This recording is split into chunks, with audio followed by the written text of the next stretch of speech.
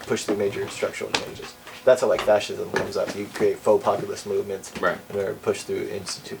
Which I don't know. Occupy would be very hard to do that, I guess, since we're by nature anti-authoritarian, sort of. But sort of, and I mean, I think they're trying to purge those elements from the movements. and you know, I think at least in the popular perception of it, you know, I mean, they could plausibly succeed at that, especially since they have the money, and you know, the anti-authoritarian elements don't. I was just going to mention, yeah, so the two dangers I see facing it is that you delegitimize the consensus process by pointing to these failures when we never really did it to begin with, and then also we use the populist washing of Occupy when it becomes more concentrated, hierarchical. You use that to try to push through major change in America. I don't know. It's interesting. I guess all I can really say is we should have a discussion and we should hold ourselves accountable and keep it for the historical record. And I really like the feedback you give it like that. It says about this is like revolutionizing or radicalizing a whole generation of people. Yeah. Because that's thinking like long term. Right. Like this is a long term struggle. Yeah. We just got reinforcements to our side. That can't be bad. Exactly. So, well, Rock, thanks for taking the time, dude. Sure. Very cool. You're a smart dude. Nice. How long have you claimed that you're an anarchist or whatever?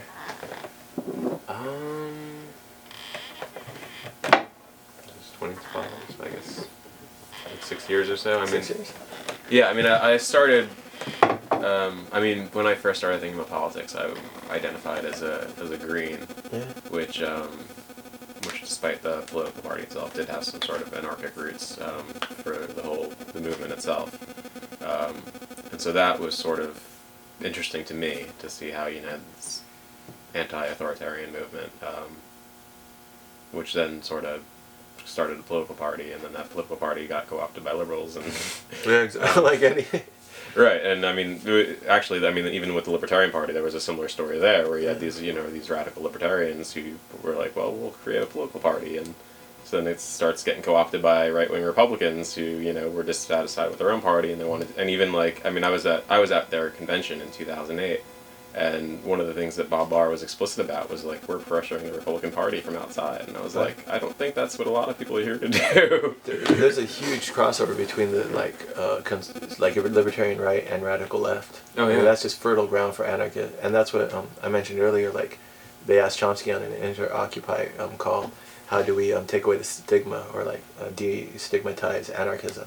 He said that's up to you guys to reimagine, and I think it's going to come from showing, like you said, green is what brought you into anarchism. Mm-hmm. And I think a lot of like farming wisdom, and that's conservative culture, heartland America is anarchist, and you take these permaculture ideas and these open source ideas, apply that to farming and like food justice, and then you approach anarchism. You actually go through anarchism, and that's what I'm sort of working on in my writing, is like going through anarchism to like, anarchism is a criticism of the state and authority, but that in that concept, you have to have a revolution. There's a revolution against and a revolution for.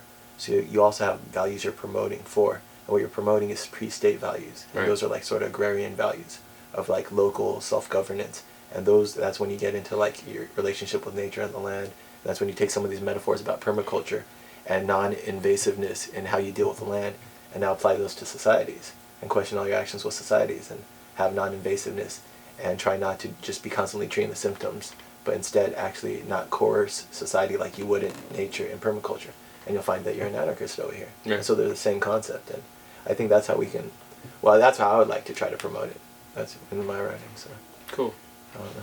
But yeah, I mean, there's definitely a lot of that in rural culture. I mean, like, my friends run a pig farm, and like, the butcher they work with is, you know, he doesn't file with the IRS. He's not USDA certified. He's, you know, I mean, but he's not an anarchist, you know, but he sort of is, and it's like, you know, so I mean, there's this weird thing where it's like, I mean, you've got all these people out in the country who, you know, are not really bothering with the government to the extent they don't have to, and they live in these one-cop towns where the extent of what the cop does is maybe pull people over 100, 200 times a year. I mean, not even one a day, you know, and it's like...